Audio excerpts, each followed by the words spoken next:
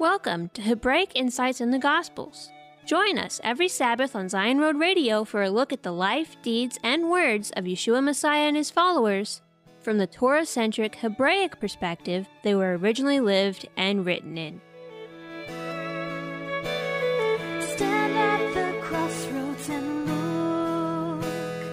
Ask for the ancient paths. Ask where the good way is, and walk in it. And you find rest for your souls. You find rest for your souls. Oh, you find rest for your souls when you walk in his way. Today's program is about Matthew chapter 4 and 5. How can we resist temptation? What does Messiah's Sermon on the Mount in Matthew chapter 5 teach us about the Torah? And what was he really saying about marriage? Stay tuned to the end of this program to find out. Now, here's Eliyahu ben David on Matthew chapter 4. Stand at the crossroads and look. Ask for the ancient paths. Ask where the good way is, and walk in it. Shalom, friends. It's great to have you with us once again. You know, as we go through the Gospels, this is what we find. There's so much here that is so useful to us. And one thing I'm seeing in this lesson is it's warning us about temptation. I put together a few questions about temptation based on this lesson that I thought we might take a look at. For instance, one thing that comes to mind, Messiah was baptized and then he was immediately led into the wilderness to be tempted. That's really interesting. Before he did anything, before he did any miracles, before he started preaching, before he did anything, he was immediately led off into the wilderness to be tempted at the beginning of his ministry. Why was that? Well, because everything that's worthwhile that we do in the kingdom is going to have to be tested before it's ready. So, if Yahweh calls you to do something, expect the first thing that's going to happen is the enemy is going to come in against you. And it never fails. I see this happen all the time.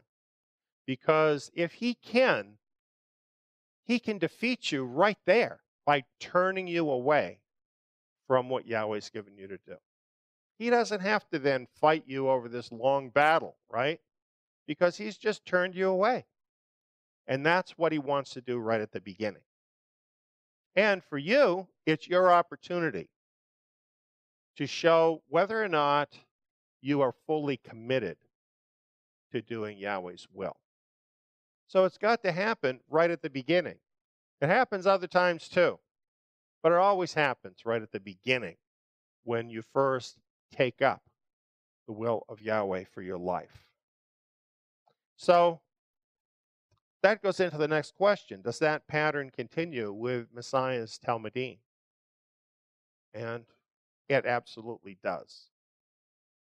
Unfortunately, with us, we don't always come out as well as Messiah did.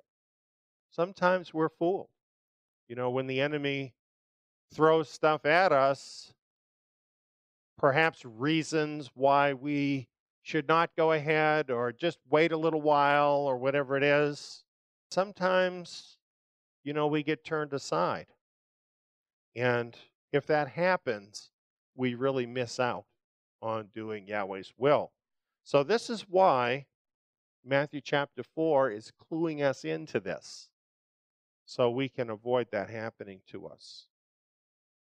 You know, each time Messiah responded to the devil's temptation with a scripture.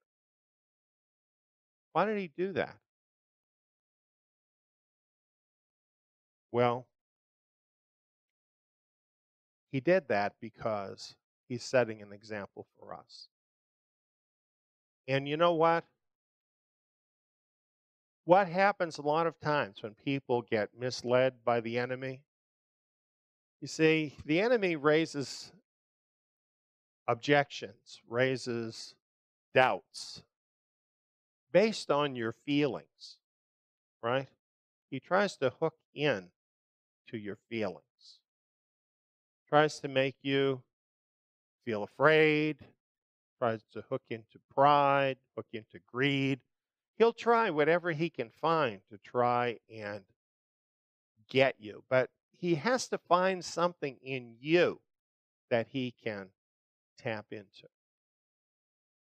So if he comes against you that way and you respond from your emotions, then the chances are pretty high that he's going to find something within you that he can use to cause you to doubt, to cause you to turn away from what Messiah is calling you to do. But if when he comes against you, instead of relying on how you feel, you rely on the scriptures, you'll beat the enemy every time.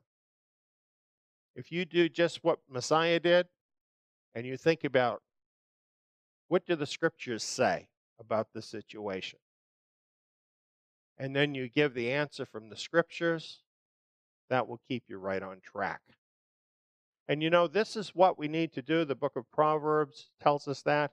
Do not lean on your own understanding, but in all your ways acknowledge him, and he will make your path straight.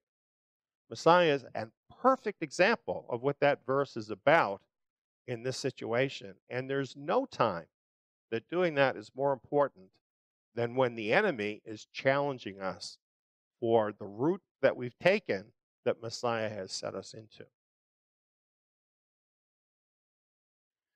Well, here's another thing that's kind of interesting. The very first verse of Matthew 4. Yeshua was led up by the Spirit into the wilderness to be tempted by the devil. Does Elohim actually do that? Is he actually going to lead a servant of his up to the devil to be tempted by the devil? I think you have to say yes, don't you? That's what he did with Messiah. And why not right at the beginning? Because you know what? It's inevitable, right? That devil is always around looking for an opportunity. Why not face him off right at the beginning?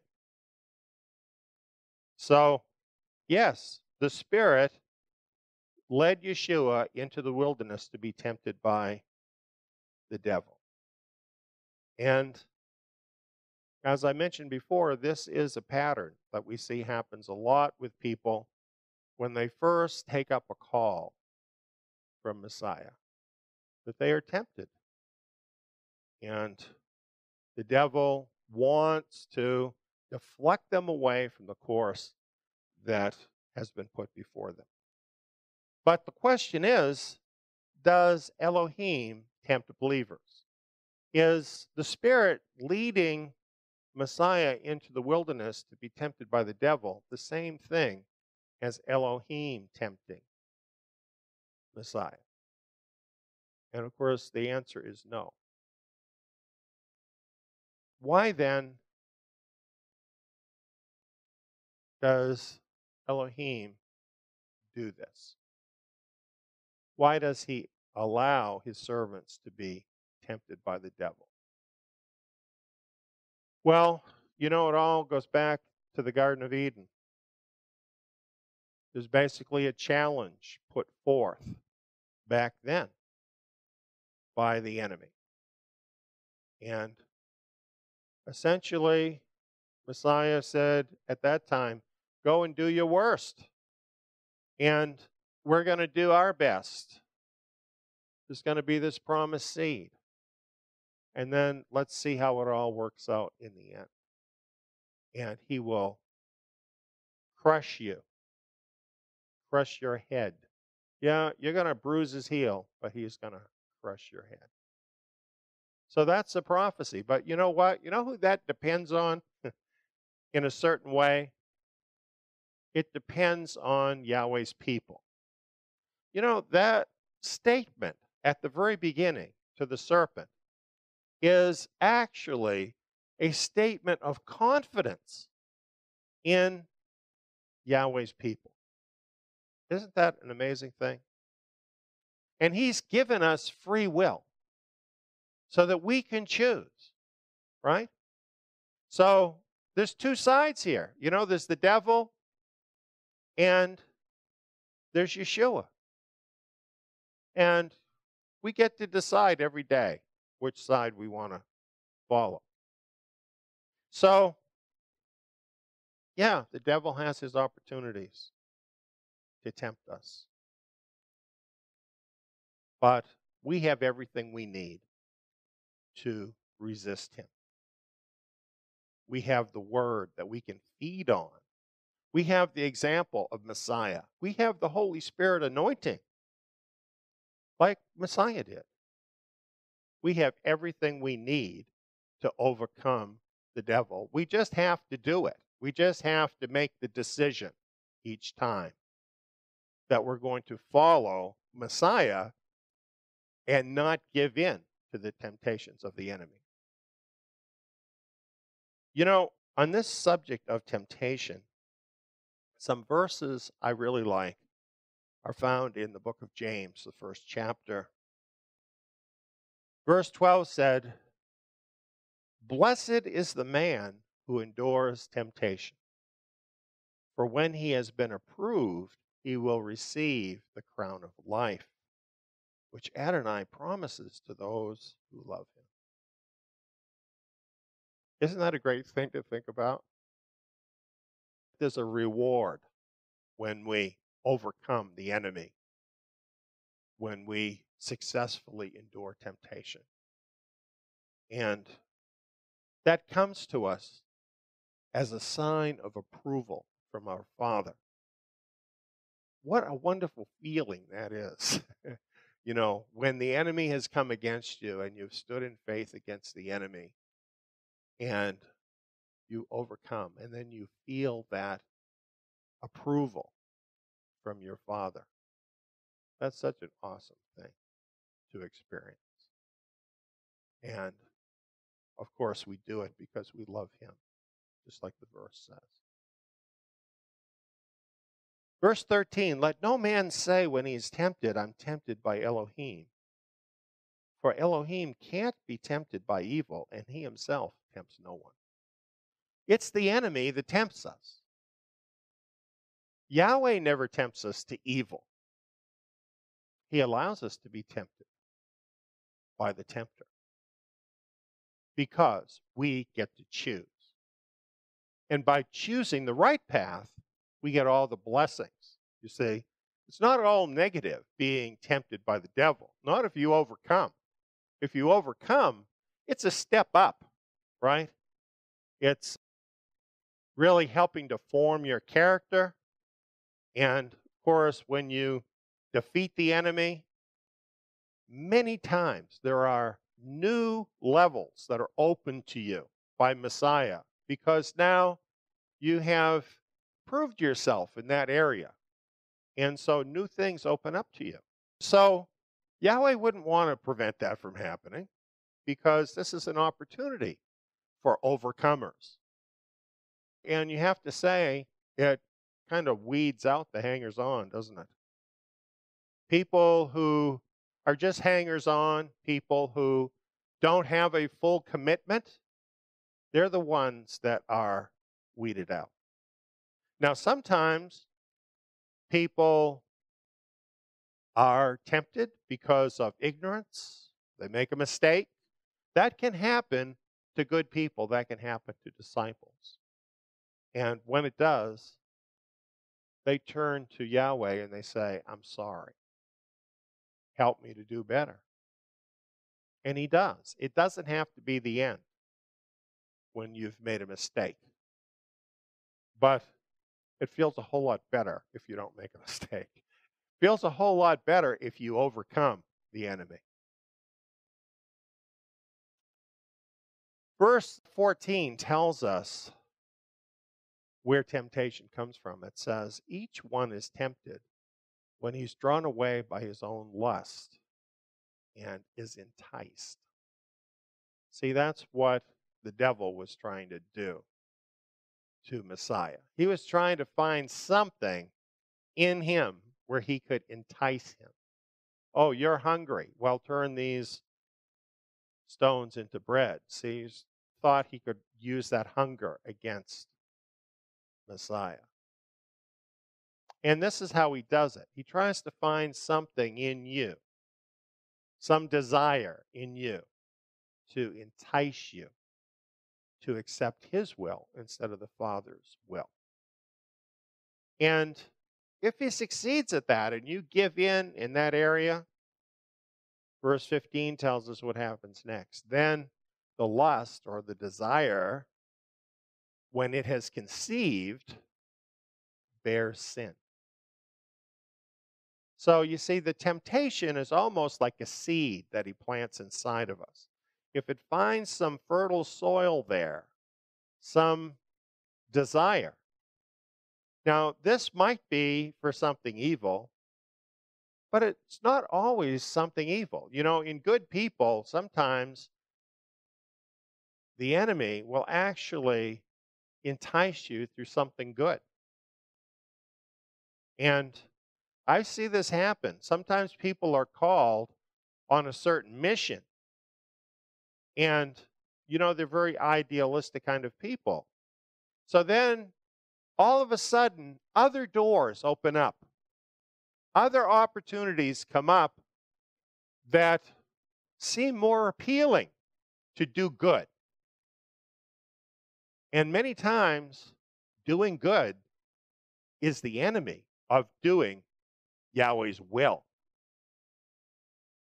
You know, if, let's say, Messiah had chosen the path of building the kingdom in the devil's way instead of choosing the cross, he would have chosen the way that was a lot more comfortable, so in some ways more appealing.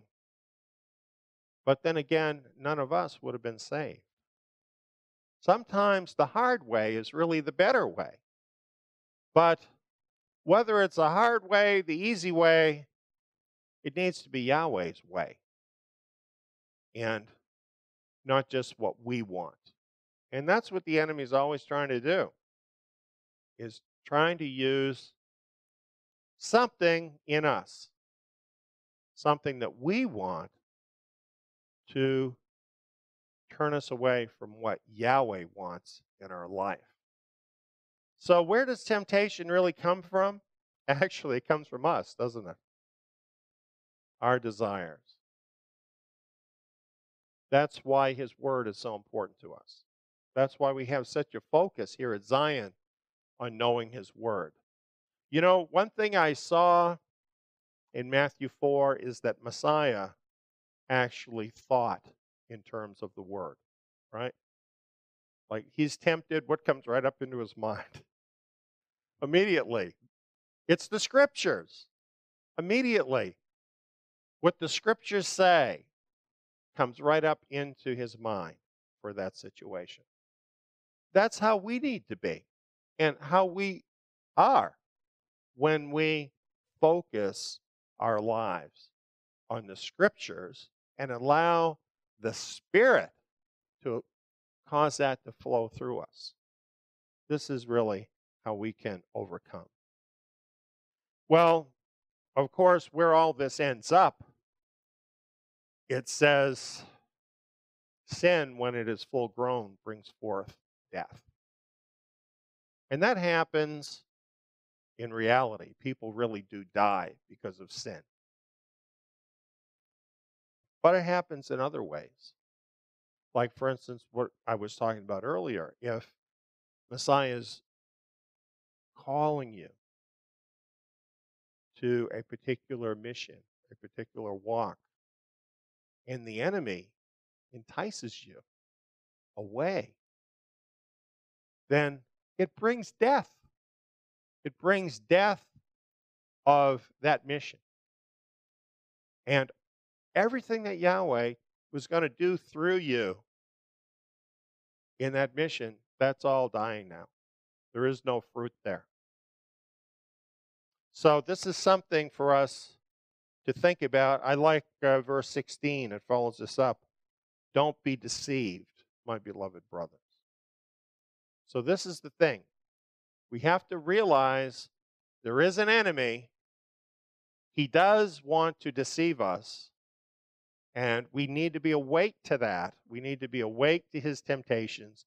We need to respond like Messiah responded and not be deceived. And then we will overcome.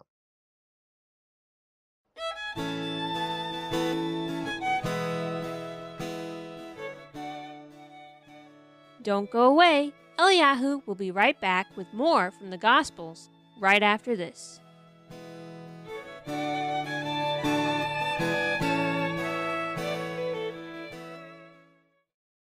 Enjoying this episode of Hebraic Insights in the Gospels? Want to hear more teachings from Eliyahu ben David? Tune in to our 24/7 internet radio station, Zion Road Messianic Radio. You can catch the latest episodes of Hebraic Insights in the Gospels before they're released as a podcast, learn more about what Zion Ministry teaches from our other programs, and listen to a host of uplifting songs from our independent Messianic music artists. To tune in to our station, go to zion.org. That's TSIYON.org. Or search for Zion Road Messianic Radio. Again, that's Zion, spelled TSIYON, in your favorite internet radio app or station directory. Don't miss the latest episodes. Go to TSIYON.org and check the station schedule to see what's playing.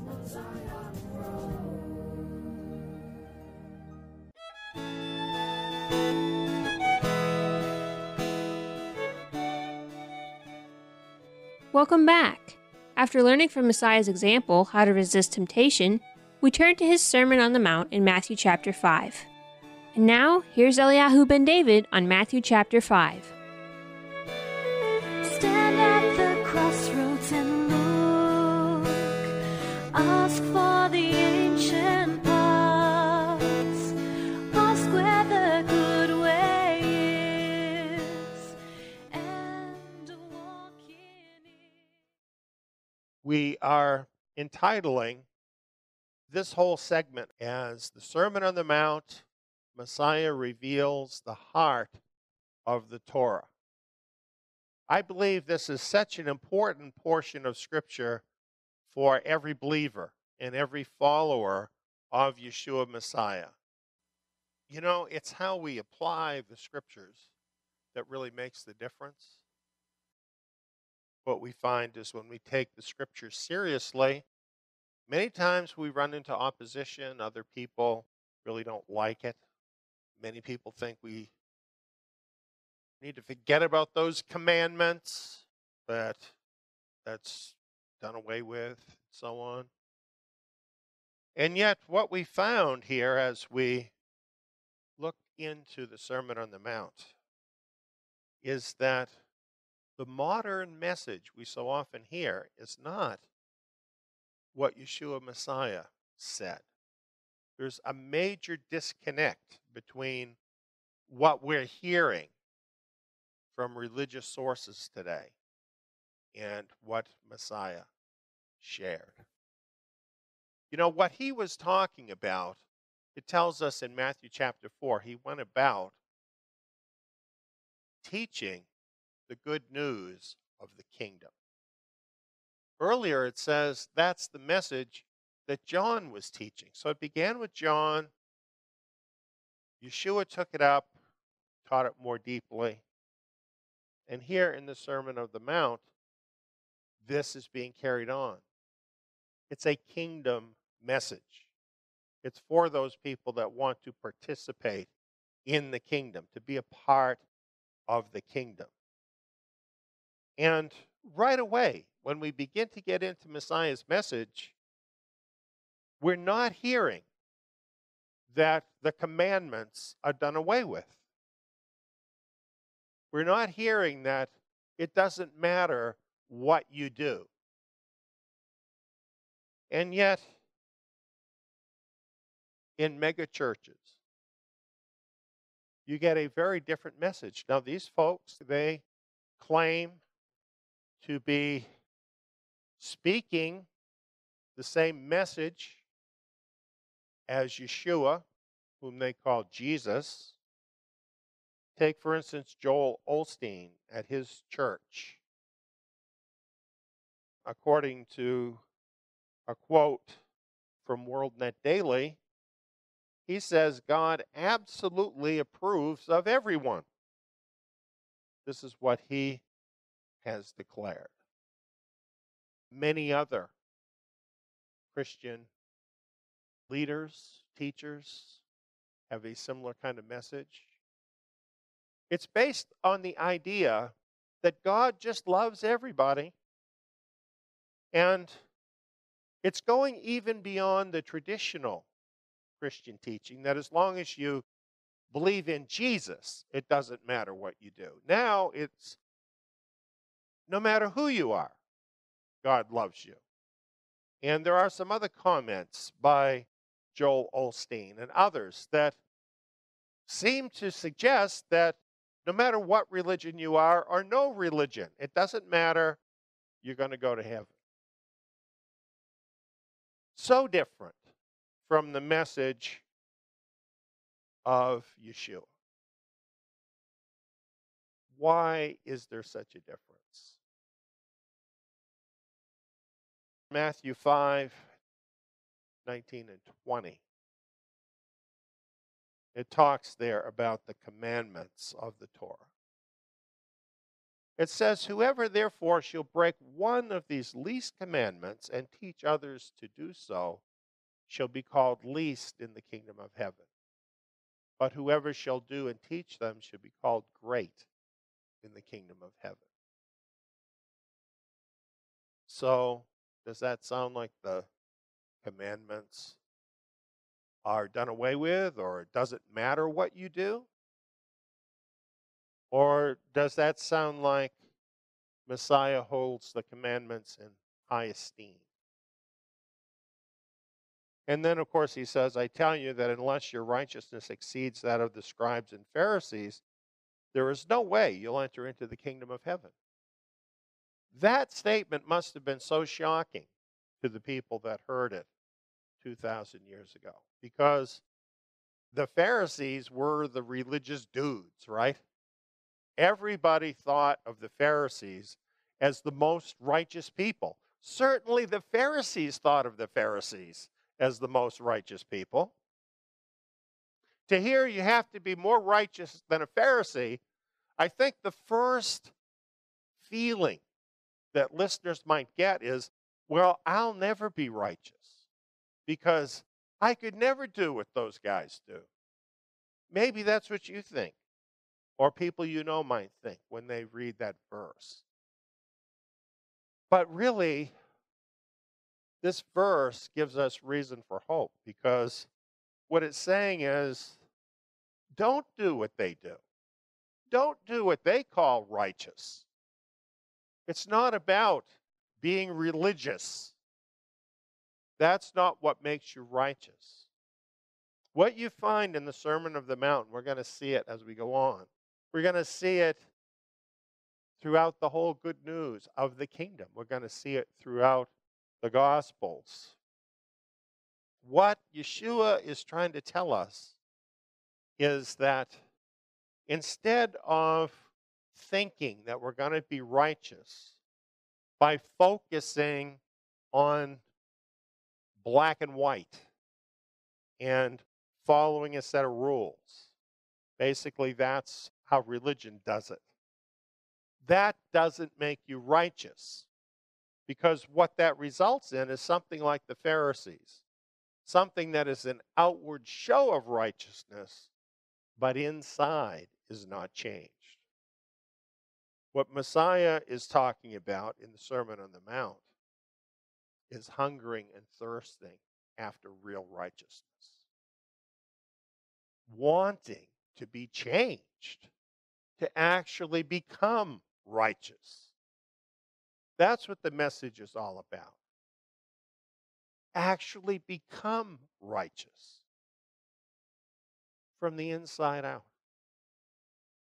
You know, the prophets promised that there would be a new covenant where the Torah would be written on the heart, meaning a person would actually be changed on the inside, conforming to the Torah. So it wouldn't be some strain trying to keep some kind of religious idea of what righteousness is, but it would actually be who you became, who you actually were from the inside out, so that just being you is keeping the Torah. And we have an example of that in Messiah himself. That is what he did. He came, and in just being who he was, he lived out the Torah. When he talks about being the light of the world, that's what he's talking about. That you have this light inside yourself, the light of Yeshua Messiah. And as you let that light grow, you become the light of the world. And interestingly, Yeshua doesn't think it's humble if you suppress that light so people can't see it. You know, I often hear people saying that. Well, you know, I don't want to be showing off, so I don't tell people the things that I know about the scriptures and so on. That is totally contrary to what Messiah said. Share what you know. Share who you are from within. Be the light of the world. How else are people going to know what it's really all about if you don't do that, if you don't actually let your light shine? And what light is that? Well, that's the living Torah. Yeshua Messiah shining out from inside of you.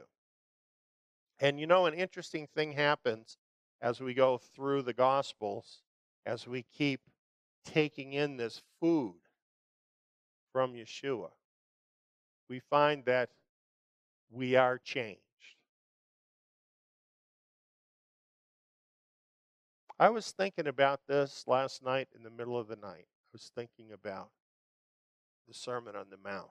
I was thinking about what is so amazing about this. Because, you know, these verses now have been in the scriptures for a long time. People read this, they just read right through it. They don't really think about what it means. But when Messiah said these things, this was revolutionary. It just turned his world, the world around him in that time, upside down. And I'll tell you the reason. Because when it took a hold of individual people, whether they be demon-possessed, whether they be lunatics or zombies, whatever they were, it changed them. It changed them. And I'll tell you how it changed them. It helped them to discover who they really were. What about you? Do you know who you are? Have you really uncovered the real you? I'll tell you who you are. You are the person you were meant to be in Yeshua Messiah. You have to find that person. within yourself, the person you were meant to be in Yeshua Messiah, and you have to get rid of all the rest of it. Everything that's not that person has got to go so that your light can shine, so that you can really be who you're meant to be. You can do the things you're meant to do. You see, not works of religion, works of faith that have been planned for you.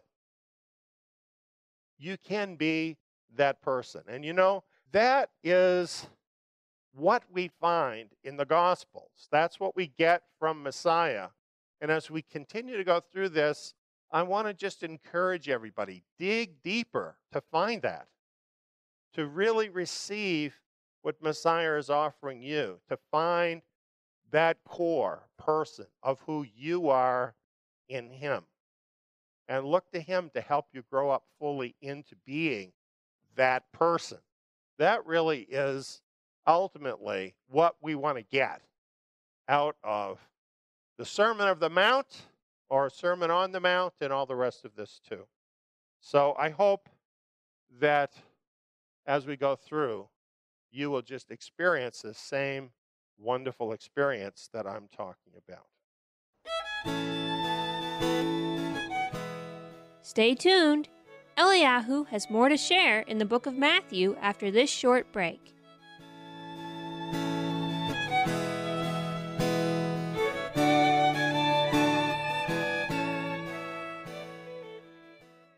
Zvi Nasi was the son of an Orthodox Jewish rabbi. He grew up to make a stunning discovery in Targum Isaiah, Authored about 30 BCE by Jonathan ben Uzziel. whom the Jewish Encyclopedia calls Hillel's most distinguished pupil. Targum Isaiah reveals what Second Temple rabbis taught about the coming Messiah. Something very different than the rabbis teach today. Zvi was so impressed with his discovery in Targum Isaiah, He translated Targum Isaiah into English. read for yourself what Zvi was so excited to discover in the new volume, Zion Edition Targum Isaiah in English with parallel Jewish and Christian texts. Targum Isaiah bridges the gap between. The ancient synagogue and the early followers of Yeshua the Nazarene. Discover the stunning discovery of Zvi Nasi. Get your Zion Edition Targum Isaiah. At www.tsiyon.org, Amazon.com, or other book outlets today. Welcome back. You are listening to Hebraic Insights in the Gospels. Let's see what else Eliyahu has to share about Matthew chapter 5.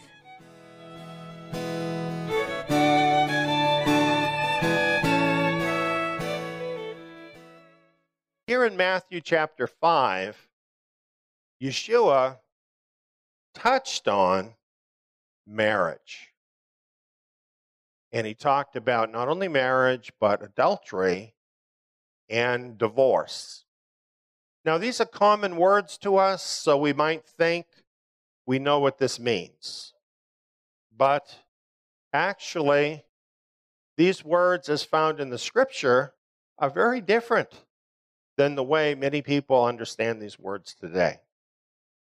Here's the verses in Matthew chapter 5 that talk about these things. The first passage is Matthew 5, 27 through 28.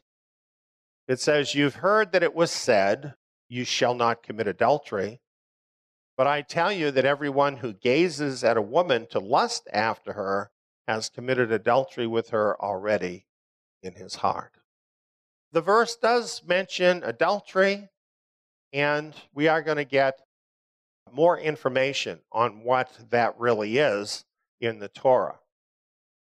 The other passage that we find in Matthew chapter 5 on these matters is Matthew 5, 31 through 32. It says, "It was also said, 'Whoever shall put away his wife, let him give her a writing of divorce.' But I tell you that whoever puts away his wife, except for the cause of sexual immorality, makes her an adulteress. And whoever marries her when she is put away commits adultery."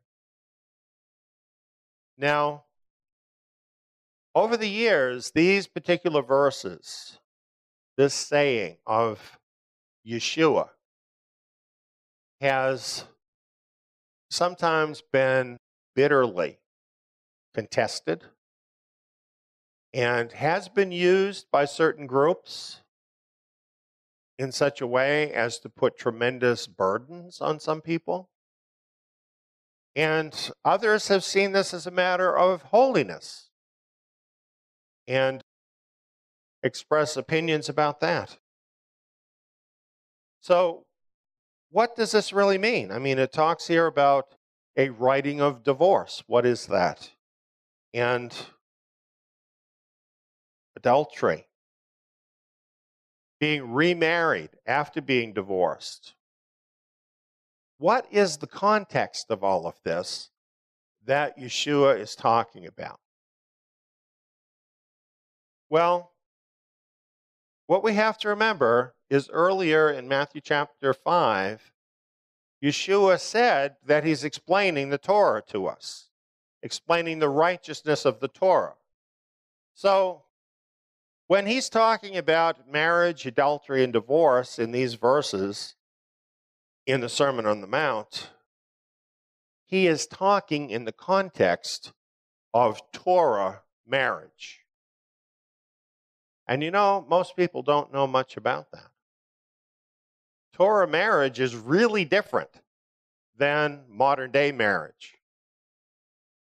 And in fact, modern day marriage has co-opted these words, marriage, adultery, divorce, and similar words, given them a brand new meaning that's different than the original meaning in the scriptures. And as people accept these new meanings from generation to generation, they get an entirely different idea of what these words actually mean. Now, to give you an example of what I'm talking about, in the summer of 2015, the Supreme Court of the United States ruled that same-sex marriage had to be accepted across the entire country. So they call it marriage, people of the same sex being married. Is there anything like that in the scriptures? Is that within the scope of marriage in the scriptures? This is an example of how the world takes words that actually come from the scriptures and then changes the meaning. So when you look at, for instance, this example that I'm giving of same-sex marriage, is that marriage according to the scriptures? Well, it really isn't, because it doesn't fit the biblical definition. So now we have a new thing called marriage that is not really the marriage in the scriptures in the Torah. So what have you got? Apples and oranges. Well, this is not a brand new thing to happen. This has been happening for a long time, so that over time there's been a lot about marriage that has been changed in these definitions. So if we want to understand Torah marriage, which is what Messiah was talking about, we want to understand his words, then we have to go back to the Torah and see really what these words mean in the context of the Torah. And that's what we're going to do right now. And we're calling this, as I mentioned, Torah Marriage 101. And here's some thoughts before we dig into this, okay? As we've noted,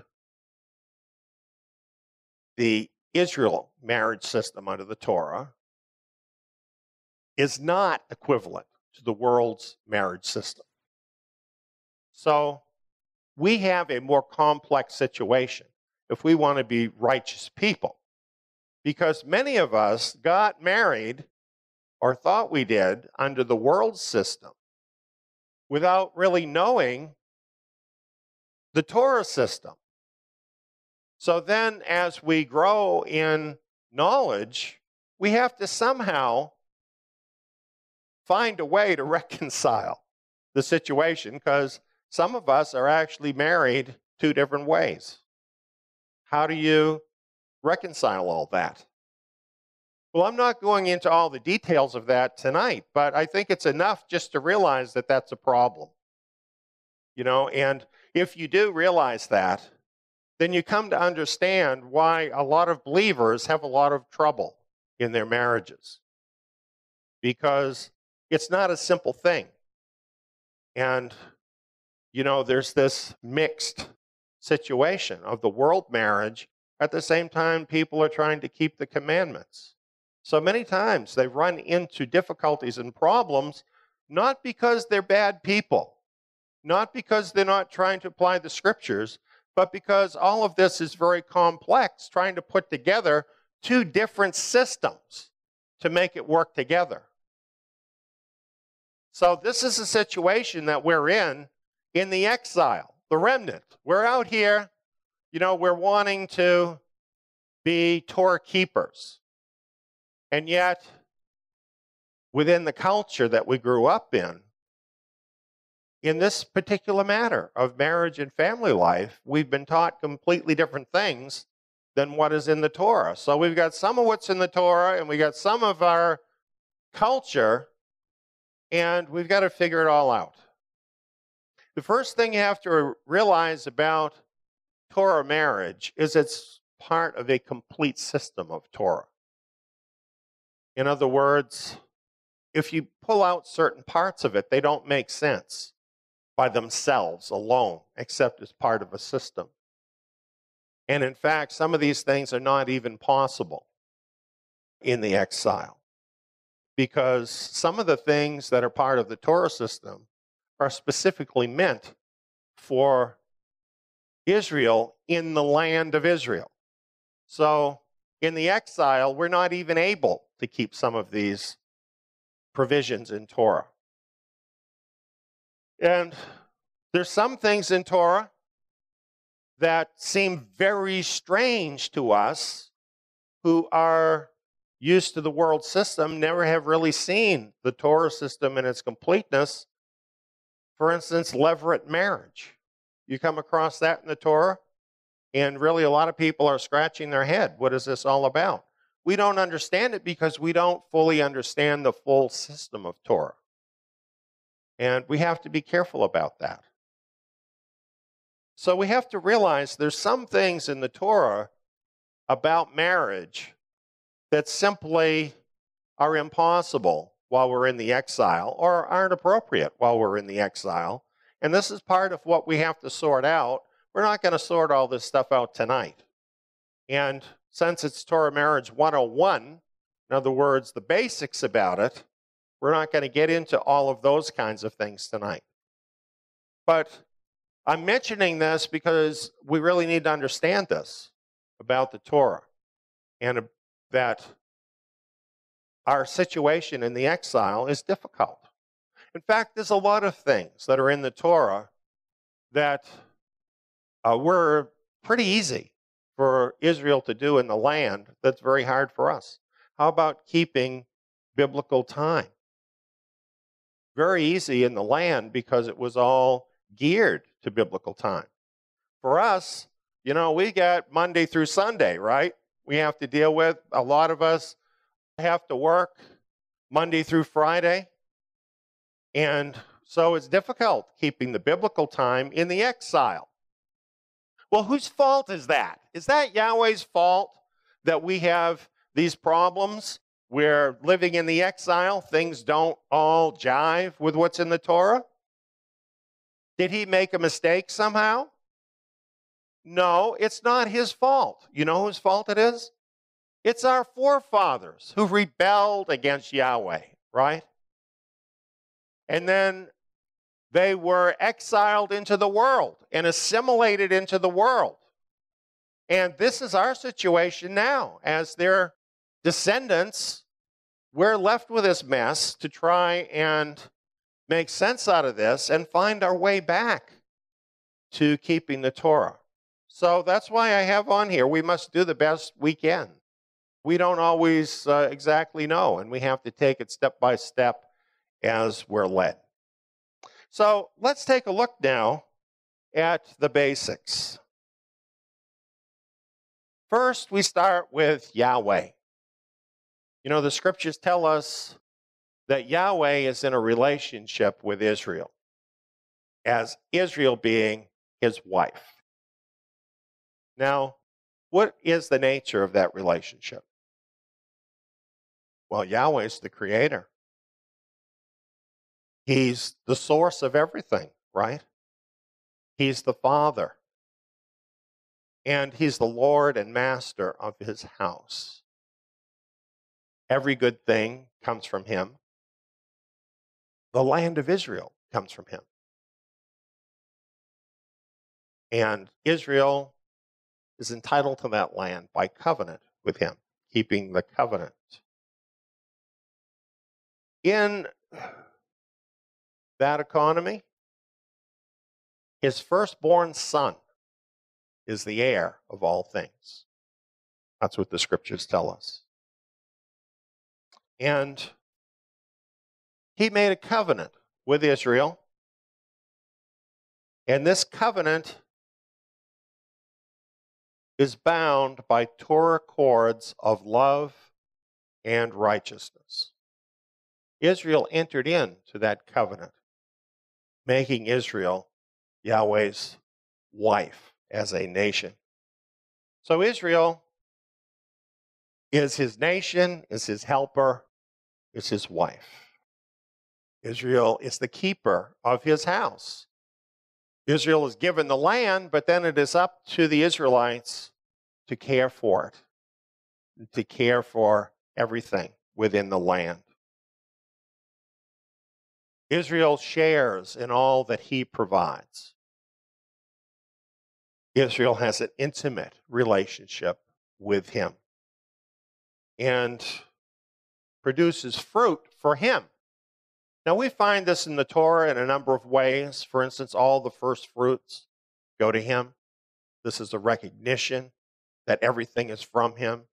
It's a recognition of his headship in that relationship. And that really is the model of marriage in the Torah, Yahweh and Israel. So, if we look now at marriage among the people of Israel, look at the pattern. The husband and father is the Lord and master of his house.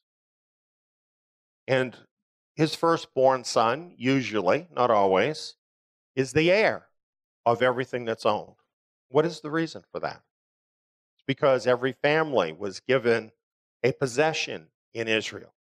It's passed down in the family through the sons. What was the reason for this? The reason for this is so that every family has wealth that continues on from generation to generation to take care of everybody. And so there has to be somebody that's responsible for that, to make that happen. Yahweh set it up so that it's the head of the house. It's the man in that family that has that responsibility over everything, making everything in his house essentially his possession, but not really, in the sense that it's a family possession that's passed down.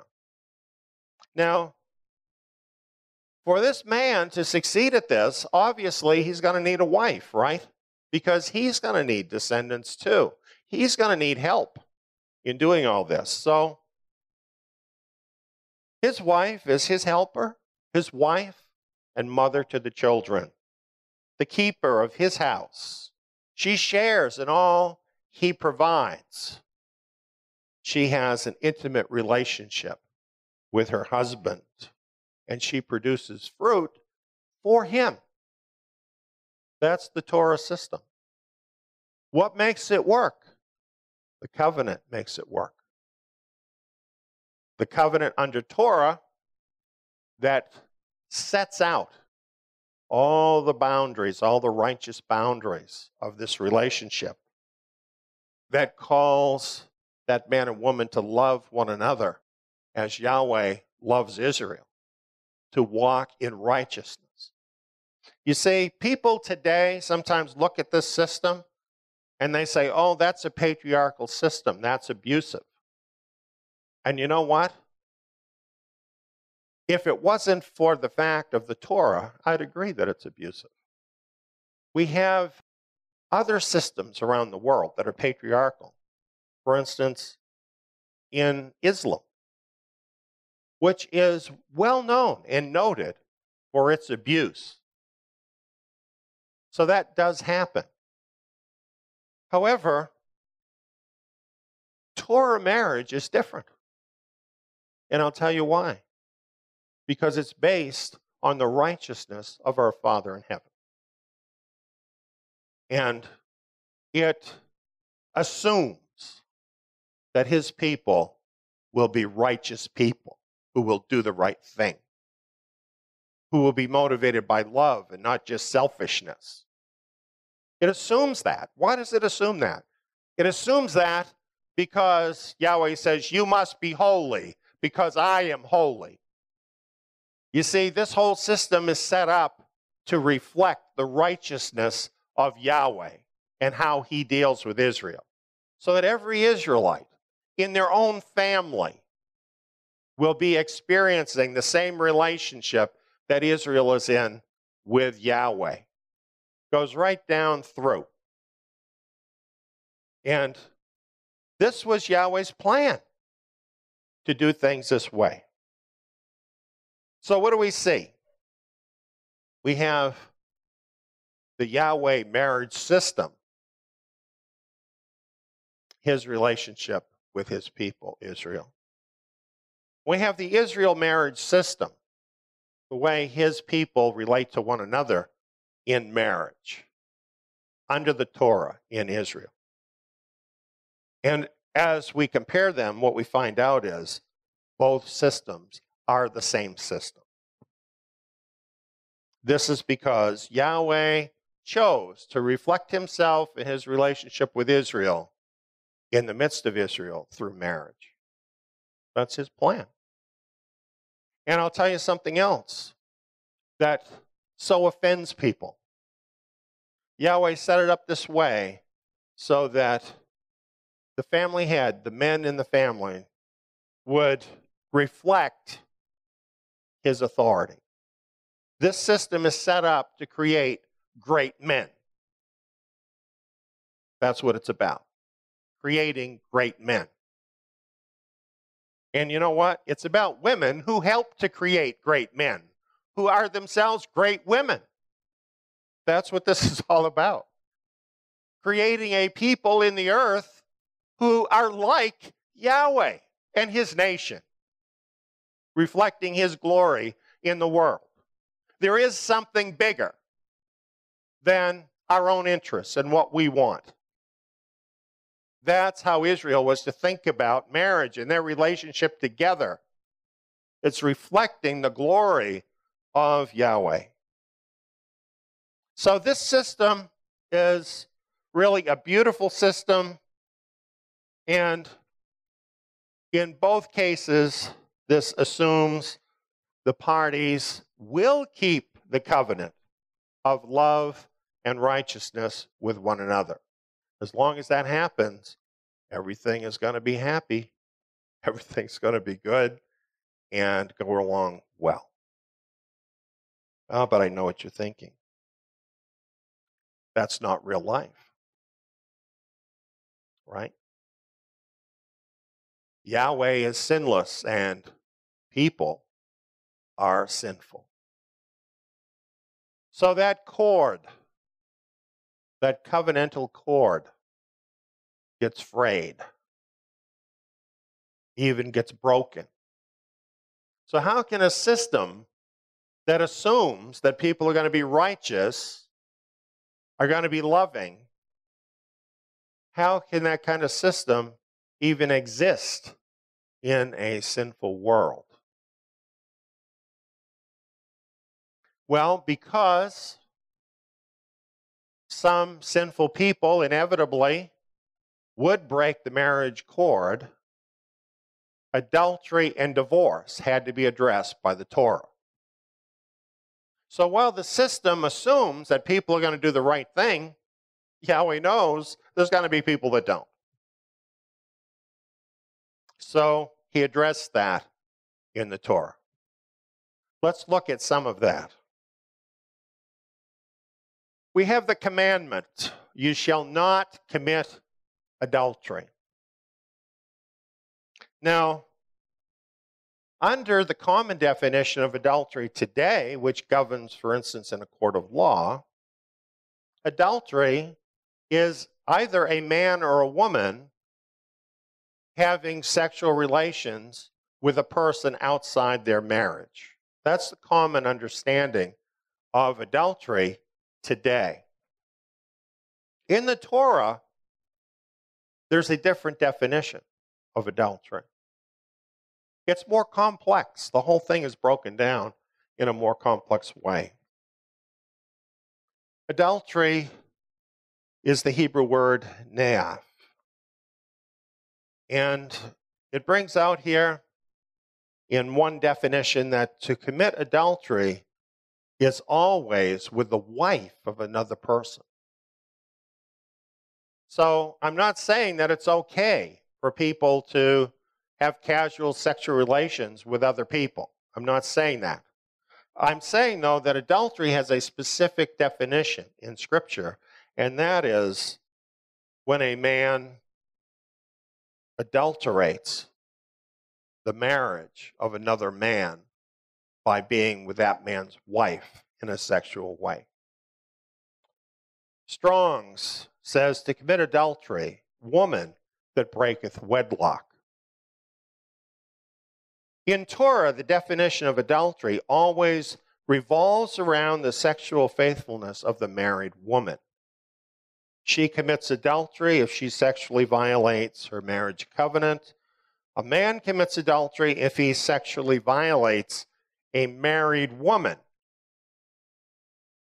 It all revolves around the woman. And it's interesting how this reflects the situation of Yahweh in Israel. Because Yahweh is always faithful to the covenant, right? But Israel, not so much. And the problem is very much having to do with the faithfulness of Israel. And so, in the system we're talking about, it's a monandric system, meaning it revolves around the woman. The marriage covenant revolves around the woman. And the definition of adultery in the Scriptures, Torah adultery, reflects that truth. Now, don't get me wrong by what I said, because some people will misunderstand me. I'm not saying that women are more bent on sexual unfaithfulness than men are. In case anybody heard that, that's not what I said. Well, moving on here. Besides the most common scenario of adultery between a married woman and a man, Leviticus 18 sets forth perverse acts that are also rightly included under the definition of adultery if involving a married woman. All of these perverse acts are prohibited for men as well as women. However, they're not necessarily defined as adultery when applied to a man, even though they're wrong and have other terms that apply to them. So these acts only become adultery if they involve a sexual sin involving a married woman, because that itself stands as a covenant-breaking sin in itself, regardless of what particular conduct brings us on, creates this adulteration of the marriage. Now that we understand something about what adultery is, in Torah marriage, we're going to talk about divorce. When a man takes a woman to be her husband, the word actually means master, owner, as I pointed out earlier. Then it shall be, if she find no favor in his eyes, because he has found some indecency, and this word actually means nakedness, in her, that he shall write her a bill of divorce. This word divorce literally means a severing or cutting of the covenant, really like a cord that is cut. And he will give it in her hand and send her out of his house.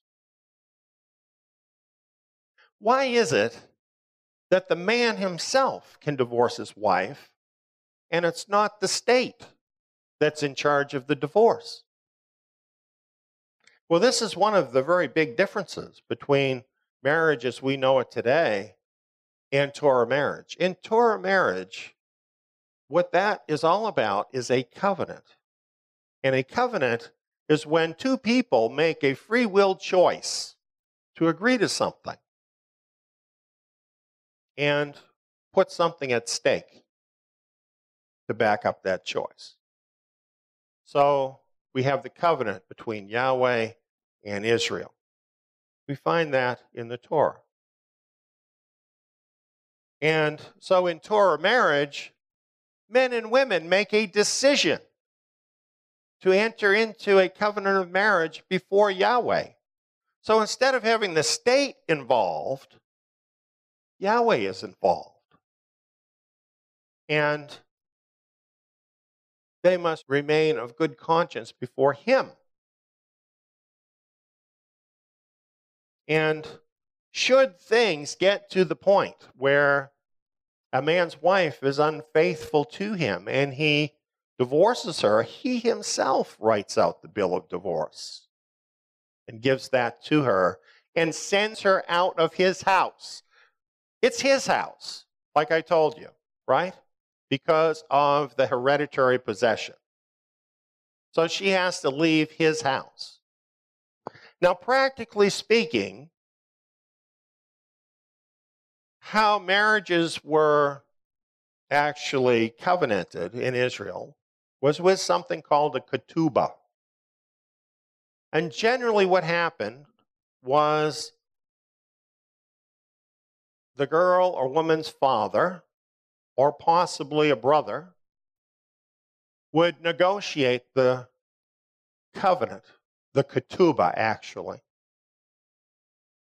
possibly with the groom's father, or if the groom is older, perhaps with the groom directly.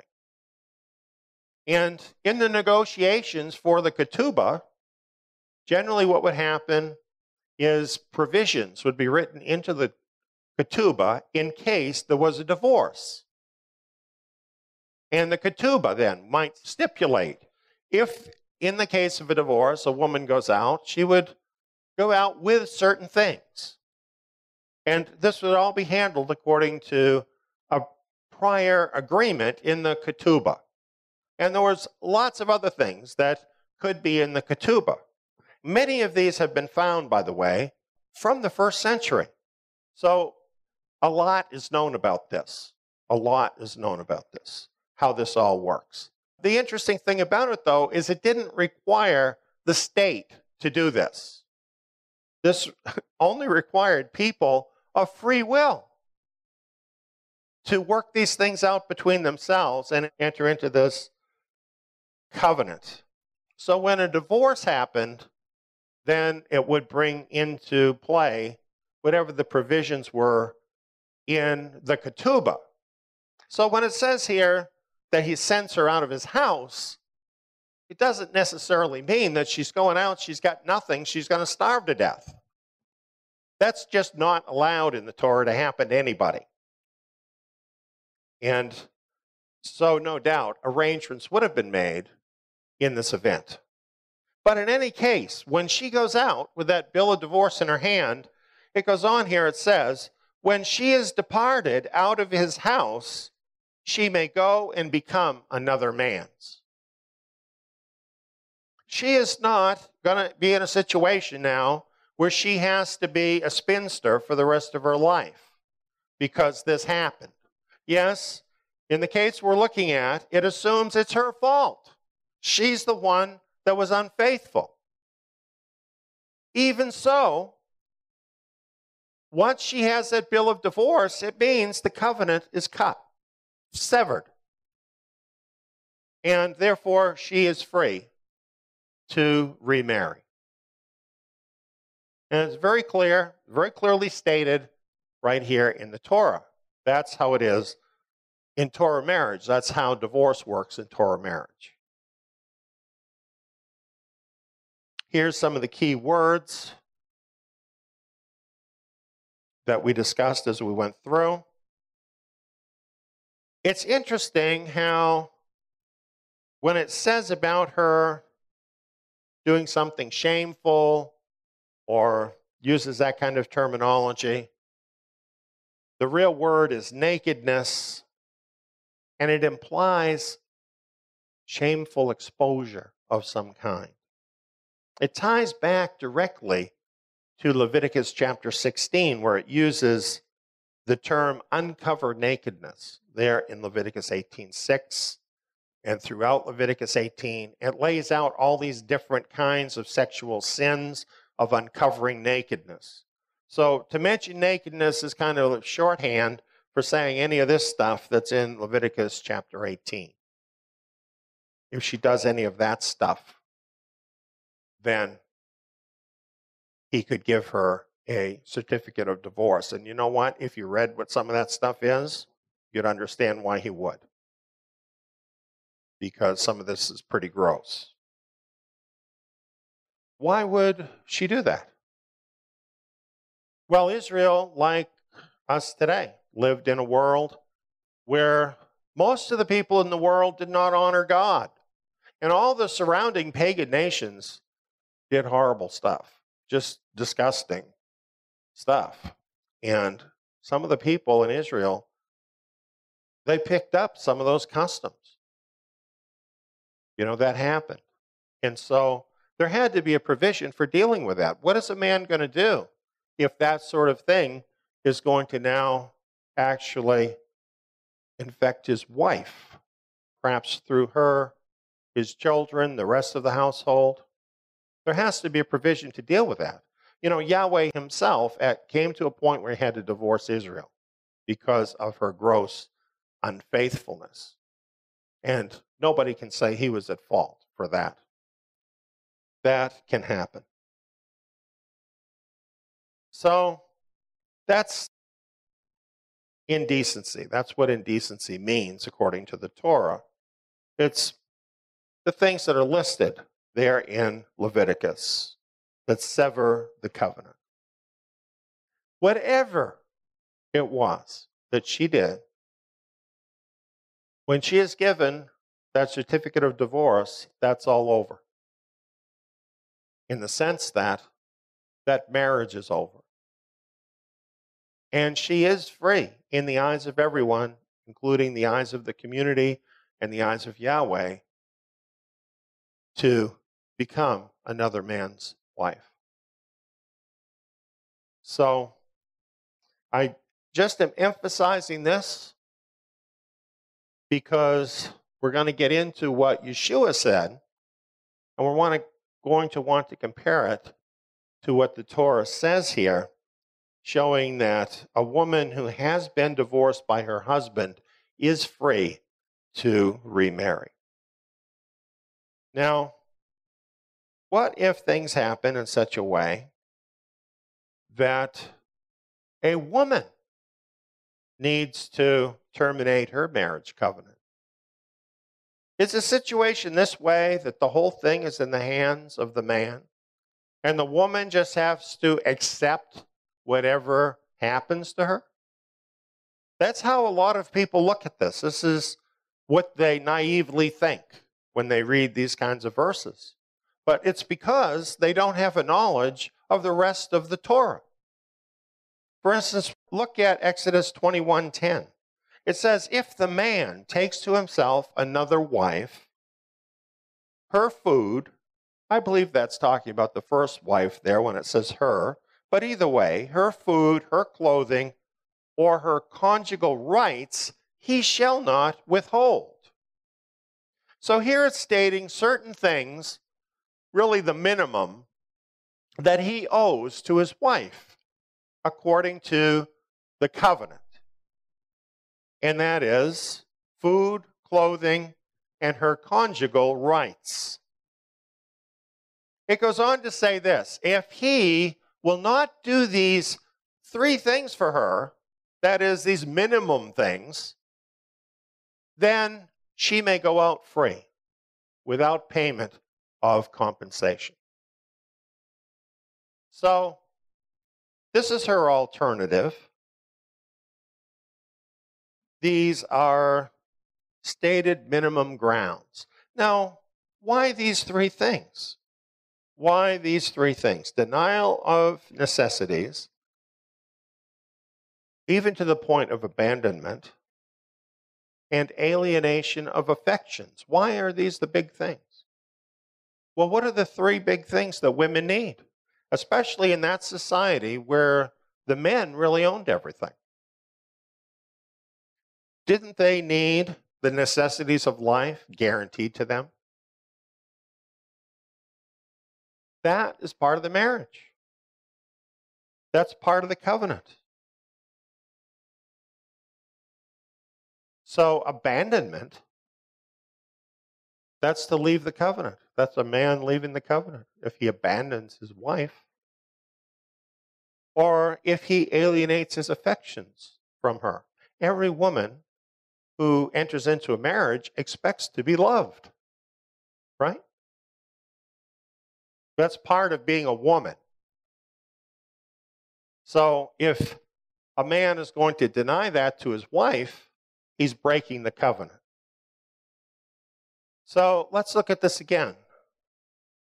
The stated grounds for a woman going out free from a marriage covenant are denial of necessities, abandonment, and alienation of affections.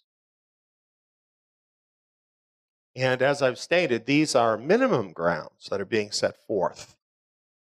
So if these are the minimum grounds, that assumes, and this is a common interpretation of Torah, if these are minimum grounds, then that assumes that even worse treatment of a woman would also be included. So for instance, something worse would be even stronger grounds for severing the covenant and going out free. So therefore, treatment like physical harm of a woman or threat of physical harm to her or her children and similar unlawful and hateful acts would be included under this provision of Torah. And what is this all about? Well, it is obvious. This is about righteousness. Yahweh does not require a wife to remain locked in a marriage in which she is deliberately neglected or harmed by a hateful husband. By persistently harming his wife, that man has, in effect, divorced his wife, making his wife free to go out from that marriage as an innocent party. Being free, she may lawfully go out of the broken marriage and may lawfully marry another man without being a covenant breaker before Yahweh. Now realize what we're talking about is Torah marriage here. If you got married according to marriage under your jurisdiction wherever you live, and you have like a licensed certified marriage where you have allowed the state to be in control of your marriage, it might not work like this. So, just remember, I'm talking about the Torah here, what the Torah says. And if we had this kind of situation, then you have to take into consideration what happens with the civil marriage that you have. How do you work these two things out? That's a deeper question, and that would take more time than we have to discuss. But remember, we are continuing to talk about Torah marriage here. It's interesting that this particular rule of a woman who is not accorded the things that she is entitled to in the marriage covenant, that she is free to leave that marriage to remarry. It appears that it's this very same Torah requirement that Paul is referring to in 1 Corinthians 7, where he talks about women who are married to unbelievers. He says there, if any woman has an unbelieving husband who is satisfied to go on living with her, she's not to leave him. Paul is assuming here that everything is basically okay. The marriage covenant is being honored by the unbeliever, even though he's an unbeliever, and so she's not to leave him. But then in verse 15 it says, but if the unbelieving spouse departs, let him depart. In other words, if the unbelieving spouse abandons the marriage, abandons the wife, then the believer should let them go. And then he says, in circumstances like these, the brother or sister is not enslaved. God has called you to a life of peace. So it's exactly what we just looked at in the Torah. Now, I would just comment that I've heard Christian teachings saying that a woman like this, where her husband has left her, continues in the marriage and is not able to remarry. That's not what Paul is saying. It's not what the Torah says. So, let's just talk a little bit now about what we've been seeing about Torah marriage. We noted that the two kinds of marriage, Yahweh and Israel, and Yahweh's people in Israel, is the same system. We've looked at how adultery, in the form of a number of kinds of sexual sins, all revolving around the wife, how that can be a cause to sever the marriage covenant. How there's certain things a wife has a right to expect under the covenant because they are designated by Torah as requirements of the covenant. So how she does have a recourse in the case that those things happen, and that she can be free of that marriage. Also, we've noted that living in the land under Torah is an intricate part of this system of marriage. And really, in the cultural circumstances of a lot of people, there are tremendous differences under the exile of what people commonly consider marriage and how they behave. Now let's compare Israel marriage to the world's marriage system a little more. In Israel's system, the husband, the father, he's the Lord and master of the house. He has headship responsibility before Yahweh. He needs to be engaged in leading that family. That family is not all about just making him happy. He has a big responsibility to take care of the needs of his family. And he has a covenant responsibility with his wife, a covenant based on love and righteousness. And this is what he needs to strive to exemplify. Now, is he going to be perfect? No, but he better be on his knees asking for help from Yahweh, because he's going to need it. As for the wife, she's the keeper of his house. She shares in all he provides. She has an intimate relationship with her husband, and she produces fruit for him and his family. In the world, unfortunately, most men have no hereditary possession, and therefore that leaves the husband in a situation where he's not the source, as Yahweh is the source for Israel. And in many cases, this means he's not really recognized as the head of his family. And really, in the world today, in Western countries, that's considered a passé idea. Instead of having a covenant that he and his wife entered into in free will before the righteous requirements of Yahweh, he's got a license. His marriage is certified by the state. That's what makes it effective. So only the state can give him a divorce. And all of this will be according to the laws of the state, not according to the Torah. There may be love and righteousness involved. You know, if these are believers, they may bring the principles of the Torah into their marriage.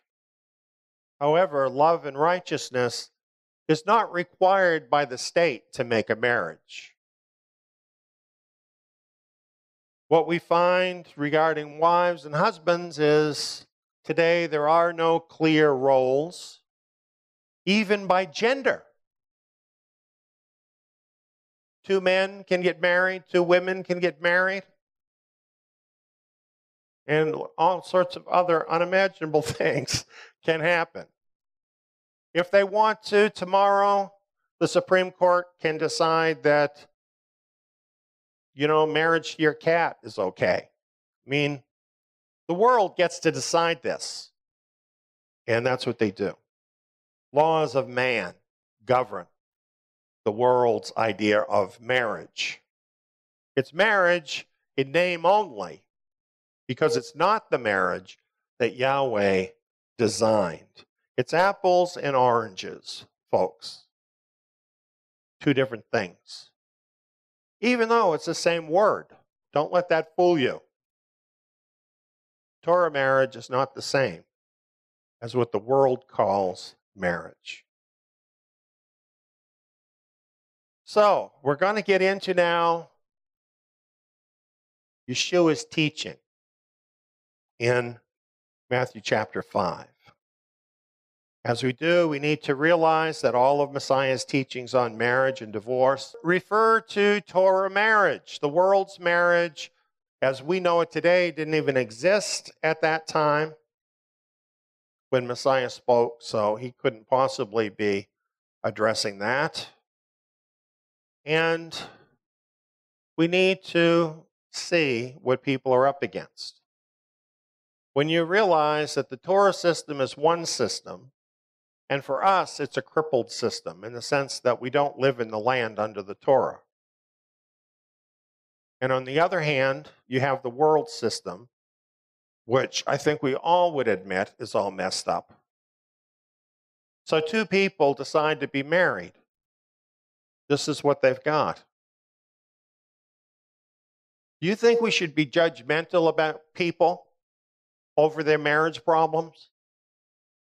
Do you think, as a believer, you have a right to be judging people according to their marriage problems when we've got such a mixed up mess that people are trying to reconcile in order to live together in marriage in this world?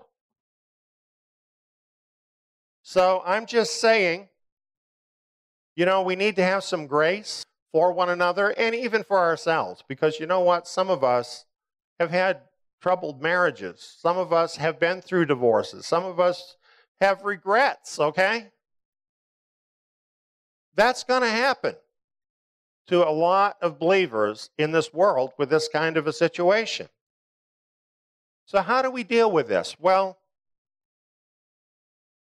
this is an individual matter of conscience, guided by Scripture, the Holy Spirit, and the complexities of the individual union, which outsiders cannot fully understand or know.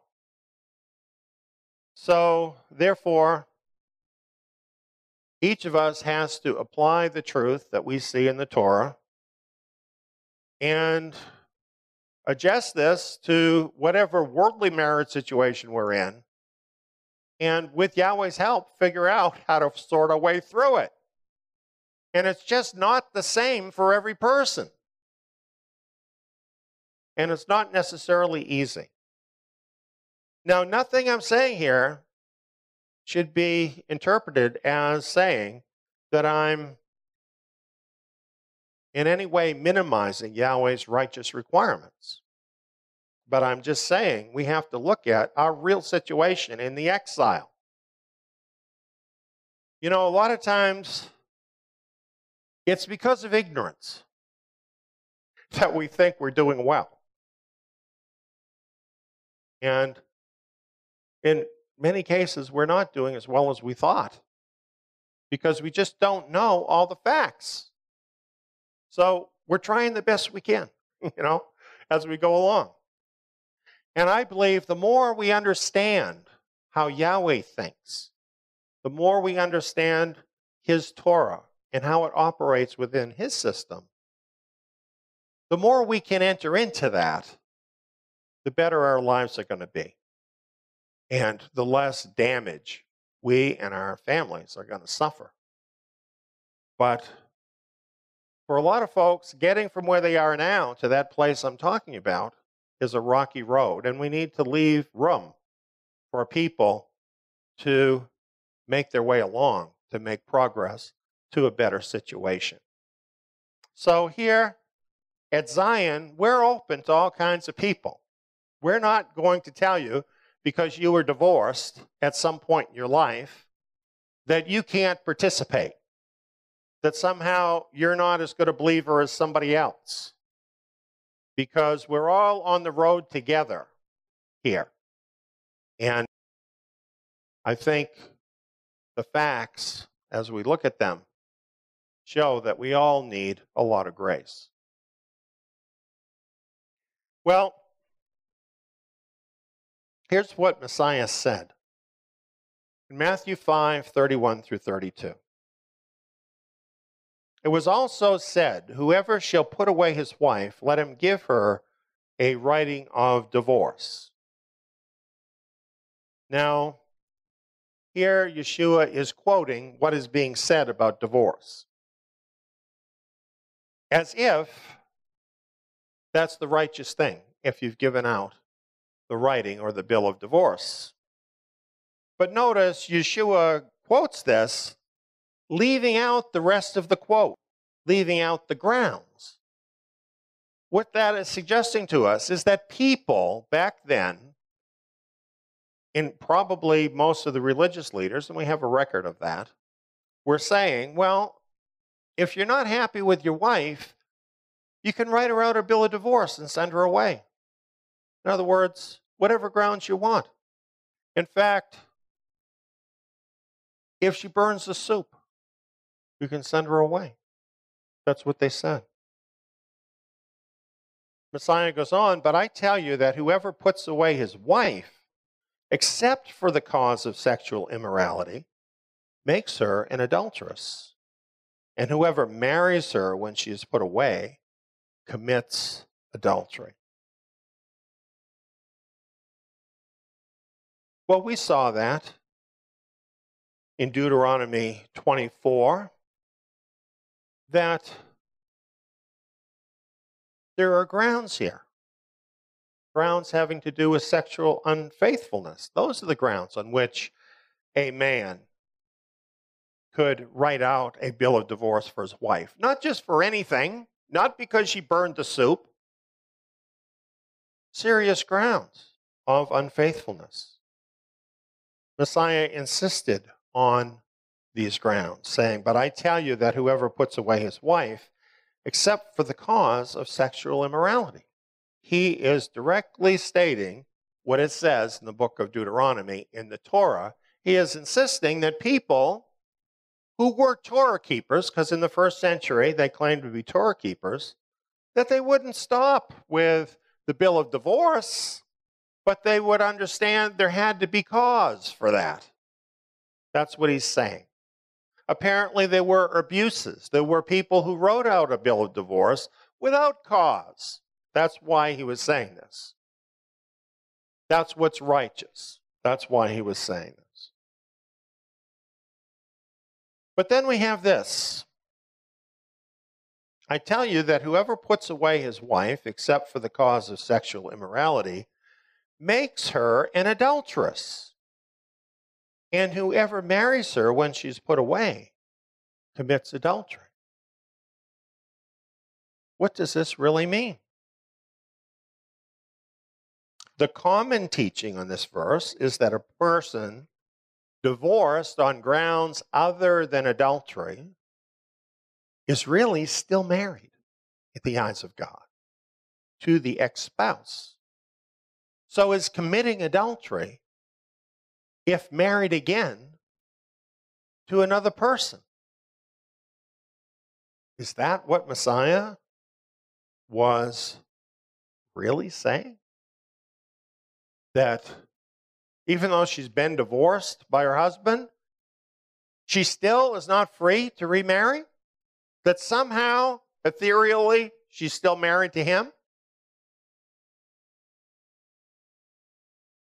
Messiah was expounding the Torah.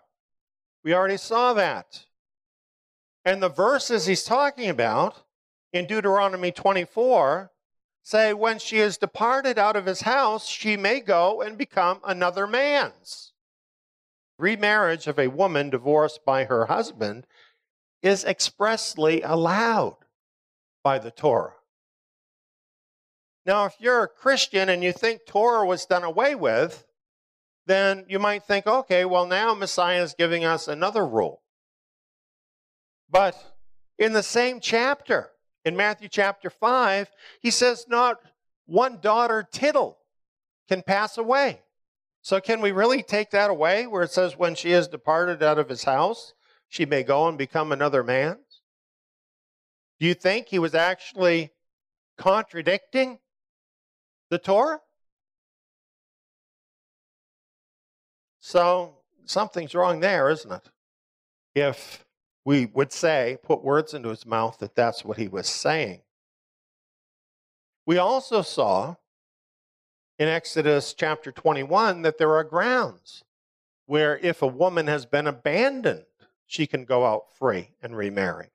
So let's say a man wrongly divorced his wife because she burned the soup or whatever other reason. That amounts to abandonment, doesn't it? He's putting her out of his house without cause. Isn't that abandonment? And according to Exodus 21, if she's abandoned, she may go out free. She may remarry. So here's the conclusion. It can't mean what they say it means. He makes her an adulteress, and whoever marries her when she's put away commits adultery. It can't mean what they say it means because that would directly contradict the Torah, and we know Messiah couldn't do that. So how can this verse be explained with no contradiction of the Torah? Well, we have another definition of the word make that shows up in different places in Scripture. To make someone something is often a way of saying to make them seem like something they are not. So that's the meaning that I believe applies here. This meaning of make in this context is in agreement with Torah in this verse. Let's read it this way. It says, "It was also said, whoever shall put away his wife, let him give her a writing of divorce. But I tell you that whoever puts away his wife, except for the cause of sexual immorality, makes her seem to be an adulteress. And whoever marries her when she is put away seems to commit adultery. Now this fits the Torah. Since the Torah ground for divorce is sexual immorality, if a man divorces his wife for burning the soup, everyone is going to think he had divorced her because she was sexually unfaithful. And that makes her seem to be an adulteress. Not only that, if any man marries her after that, everyone is going to think that he is the man that she was unfaithful with. And that makes him seem to be an adulterer. And it's this effect of false witness that is proof that the lax view of divorce must be wrong. In other words, the man who divorces his wife, except on these grounds, is setting her up to be thought of as an adulteress, and anyone who marries her to be thought of as the person she was adulterous with. And so the effect of that is false witness against his wife, something prohibited by the Torah. So Yeshua is saying this as proof that what he's saying about the Torah, that divorce must be on the grounds of sexual immorality and not on something else, this is his proof that that is the case. That's why he put it this way in the situation. And thus, when we understand what this is about, we understand it is not in any way contradicting what the Torah already tells us about divorce. It is simply requiring people to obey what the Torah says. Just a few thoughts about this.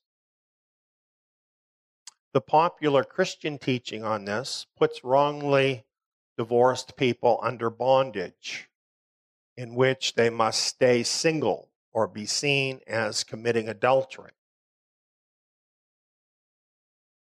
I find this odd, that some Christians who often eschew being under the law as being legalistic, those same people all the while have created their own law on divorce based on an ignorant interpretation of Yahweh's words and a lack of knowledge of the Torah. And this Christian law of some is harsher than the Torah, or what Yeshua said, or what Paul said in their application of the Torah. And you know, this is what happens to people that abandon the Torah. They end up making up other laws that are not righteous, whereas the Torah law is righteous and perfect and leads to freedom, liberty. As James put it, so speak and so do as those who are to be judged by a Torah of freedom. Torah is meant to set us free, not to put us under bondage to stupid doctrines. Torah liberates us. Torah is what Messiah came to teach us. Well, that concludes our discussion on Messiah's words on the Sermon on the Mount. Our meeting went kind of long going into all this about marriage, but I hope you find this helpful in understanding Messiah's words.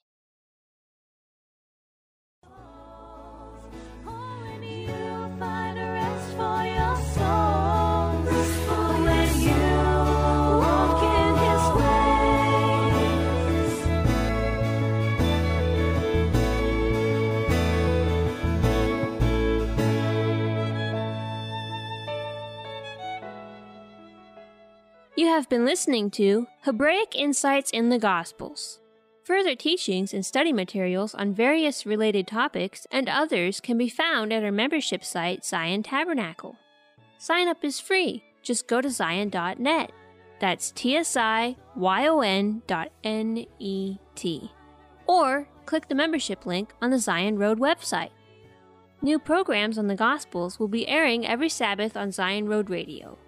Join us next Shabbat to learn more in the book of Matthew. Shabbat Shalom!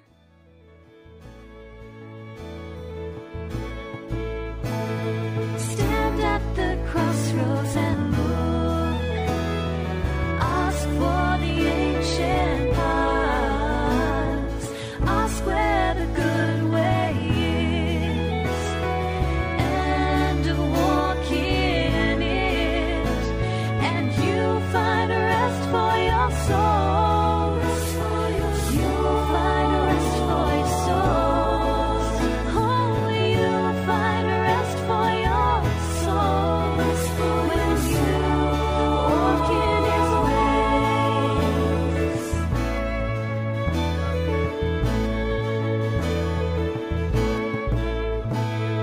ways. Stand at the crossroads and look. Ask for the ancient path.